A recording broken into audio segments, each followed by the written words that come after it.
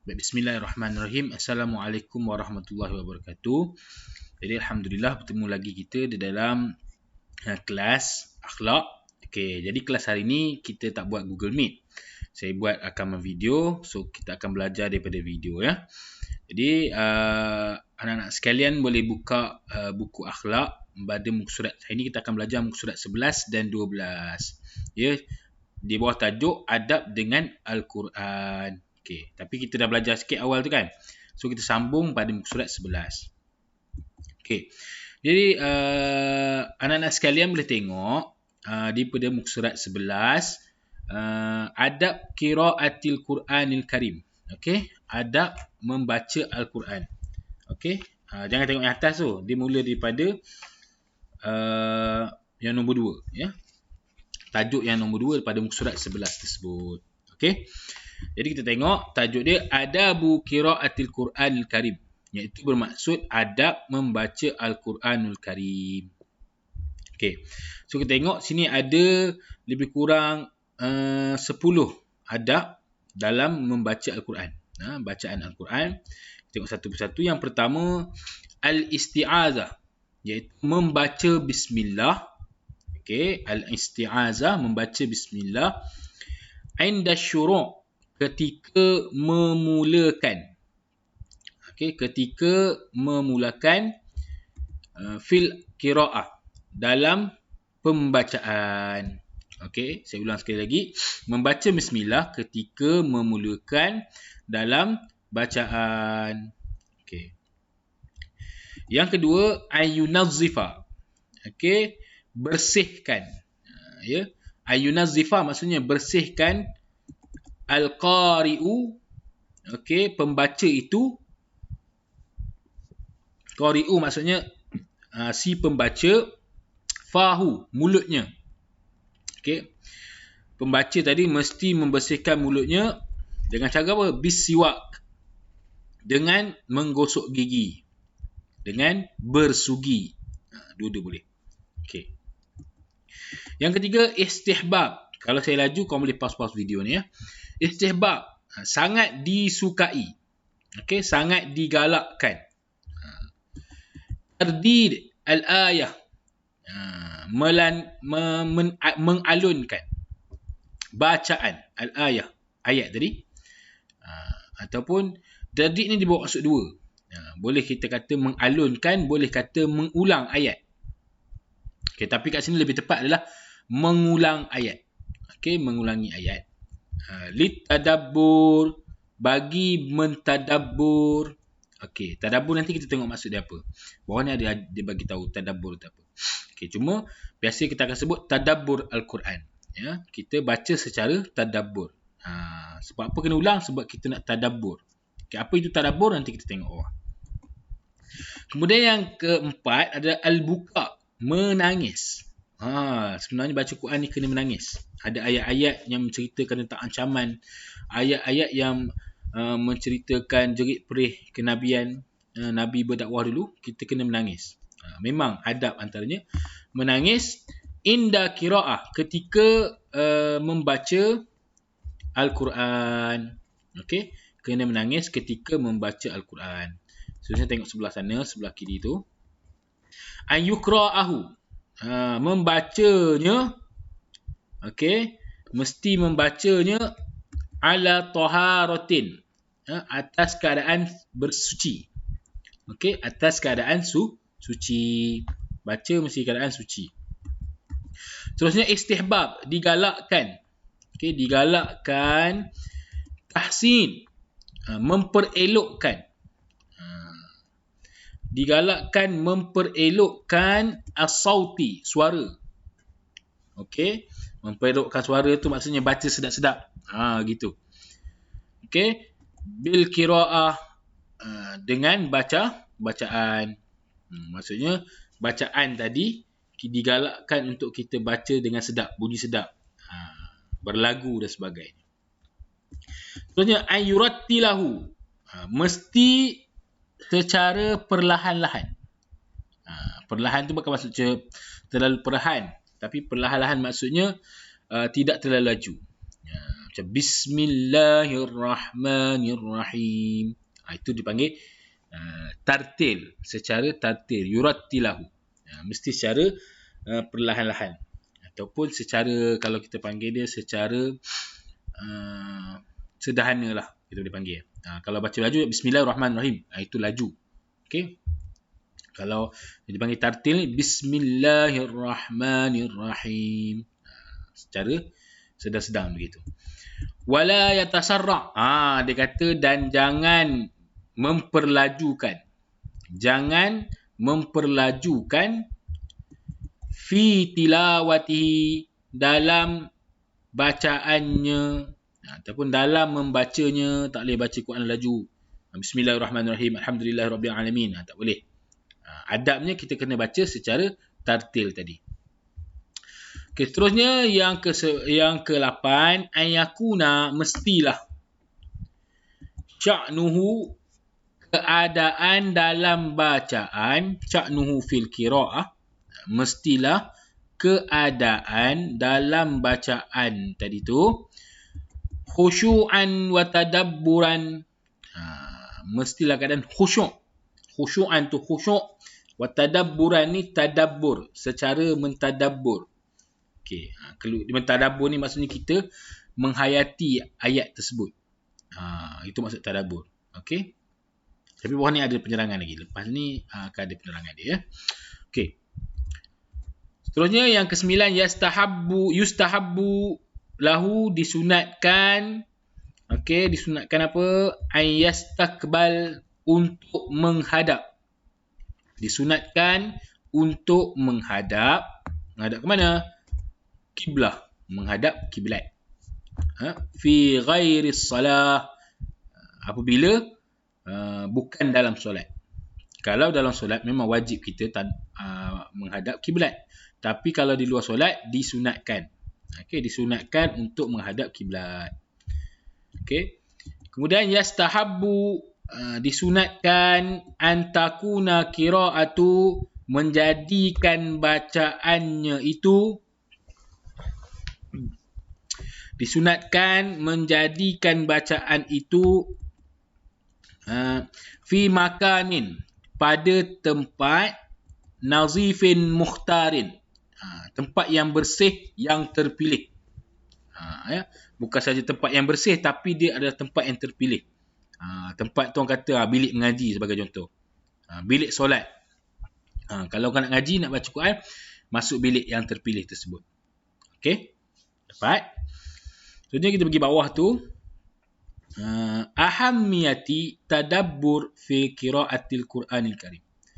Okey, ahammiyah tadabbur, kepentingan bertadabbur.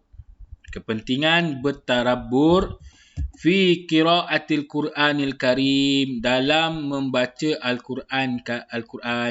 Okey, Al-Quran yang mulia.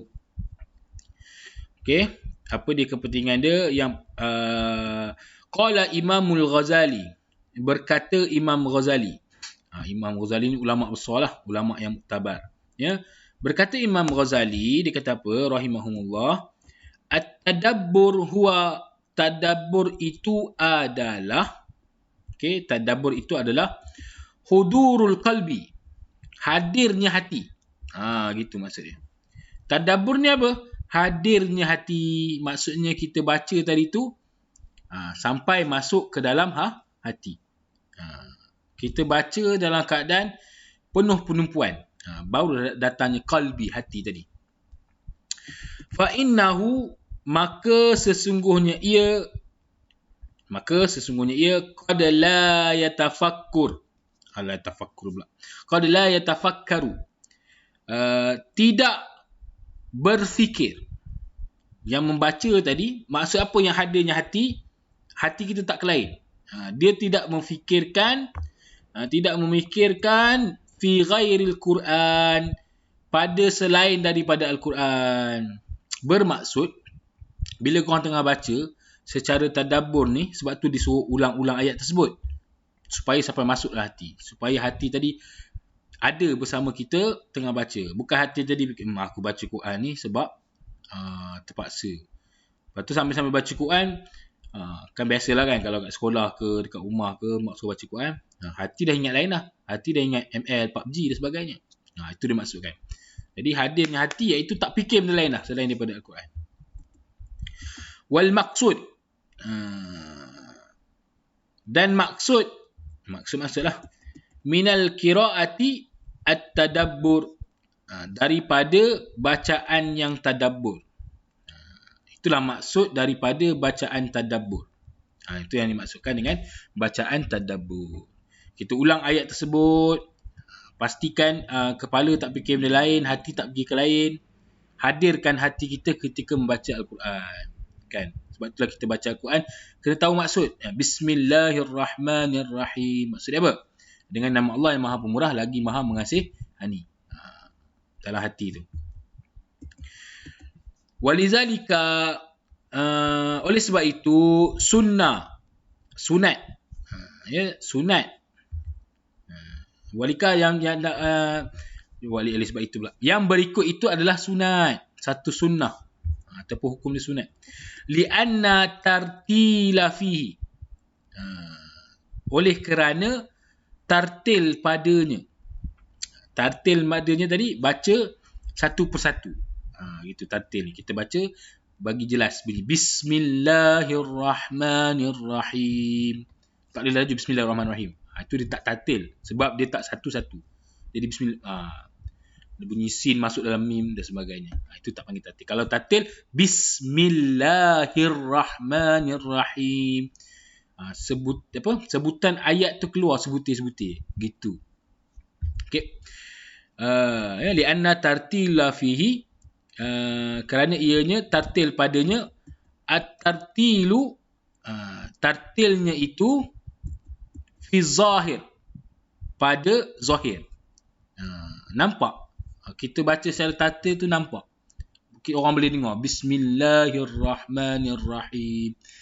Kalau orang dengar pun ada tahu ada huruf ba, ada huruf sim, ada huruf mim. Okey.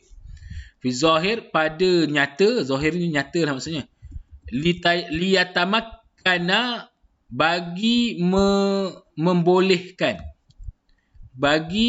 membolehkan, minat tadabburi bil batin, untuk bertadabbur secara batin. Secara batin ni dalam hati lah.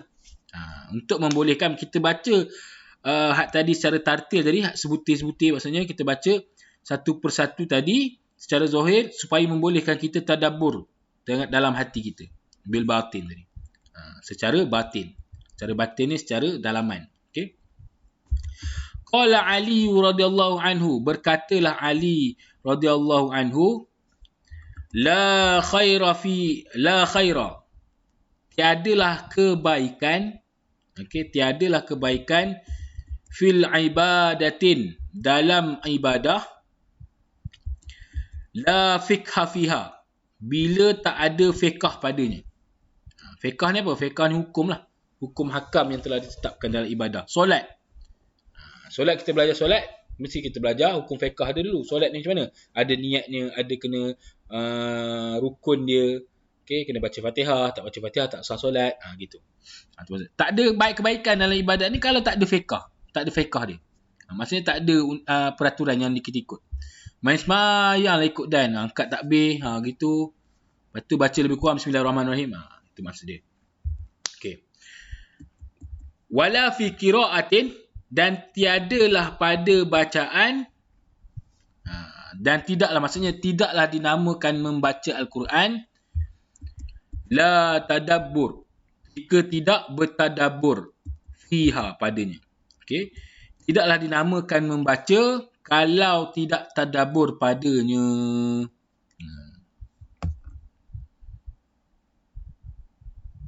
Okey. Nampak Seterusnya pergi muka surat sebelah. Sambungan lagi pada kepentingan tadi tu. Ini adalah Ruya an Abi Zarrin. Riwayat daripada Abi Zarrin. Ruya tu maksudnya riwayat. Diriwayatkan oleh Abi Zarrin radhiyallahu anhu, yaqulu, dia berkata, qaman nabiyyu sallallahu alaihi wasallam. Okey. Qama kat sini maksudnya Nabi telah mendirikan. Macam mana ayat nak bagi kita baca bagi ayat tu. Okey. Berdirinya Nabi bi ayatin, dengan ayat-ayat, hatta sehinggalah asbaha yuraddiduha, sehinggalah mendapat yuraddiduha, ulangannya. Sehinggalah Nabi ni ulang. Nak cakap gitu. Nabi ni kalau dia baca satu ayat, mestilah dia akan ulang. Maksud dia asbaha yuraddiduha, sehingga mendapatkan pengulangan. Nabi ulang. Nabi sendiri pun dia akan ulang ayat tu, supaya sahabat-sahabat yang depan dia dengar tadi tu masuk ke dalam hati, memahami. Baca dengan hadirnya hati. Okey. Kemudian bawah ni firman Allah Ta'ala, wa qala Allah Ta'ala inna tu'adzibuhum fa innahum ibaduk. Yang ni korang tengok terjemahan dalam Al-Quran. Wa in taghfir lahum fa innaka anta azizul hakim. Suratul Ma'idah.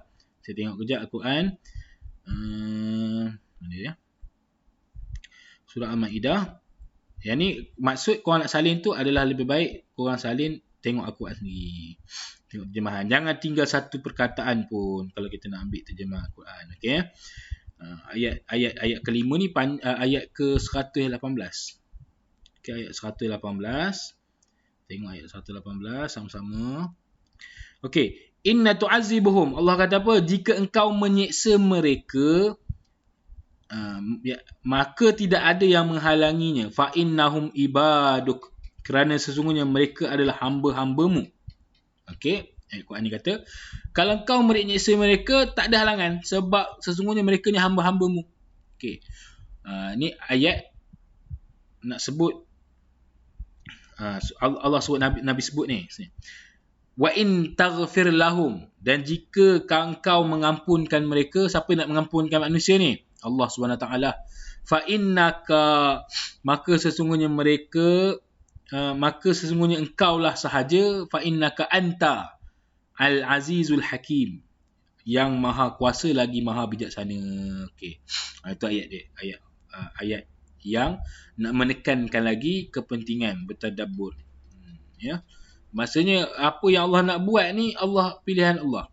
Kan? Jadi makna kata kita baca satu ayat ni, ni antara ayat ni yang kalau kita baca, kalau betul-betul kita kena menangis. In tu'azzibhum, jika engkau nak menyiksa mereka, tak ada halangan, sebab mereka ni hamba-Mu. Kita ni hamba Allah SWT. Itu maksud dia. Okay? Jadi ini adalah suratul Ma'idah, surah yang kelima ayat ke-118. Jadi masing-masing boleh tengok muka surat 12 tu. Ada soalan at-tadribat, dan korang kena buat soalan ni. Jadi saya bacakan maksud soalan satu-satu. Soalan pertama dia tanya, ma mafhum Quran Karim? Berikan pengertian Al-Quran Karim. Boleh tengok mafhum, perkataan mafhum kat situ ada clue dia, nak ambil jawapan dekat mana. Yang kedua, hati salasan minal adabil muslim ma'al Quran. Okey, tu dia kata tuliskan 3 daripada adab muslim terhadap Al-Quran Karim. Pun ada dalam surat 11. Adab orang Islam terhadap Al-Quran. Itu adab terhadap Al-Quran. Yang ketiga adalah soalan, apakah kesan membaca Al-Quran bersama faham dan tadabbur? Apakah kesan jika kita baca Al-Quran ni secara faham? Kita faham dan kita tadabbur ayat tersebut. Kita ulang ayat tersebut, kita baca dalam hati. Okey, yang ni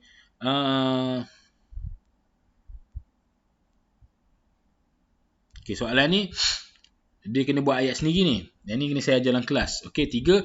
Yang keempat, ma, dan yang soalan ketiga tak payah buat. Yang keempat, ma dalilun nakli ala adabi muslim ma'al Quran Karim. Dia nakkan dalil nakli adab orang Islam ni terhadap Al-Quran. Dalil lah. Dalil pada muka surat 10. Okey. Dan yang kelima, bagaimanakah yakuna Al-Quran syifa'an linnas? Bagaimanakah Al-Quran ni menjadi penawar bagi manusia? Bagaimanakah Al-Quran ni boleh jadi penawar kepada manusia? Kenapa soalan ni?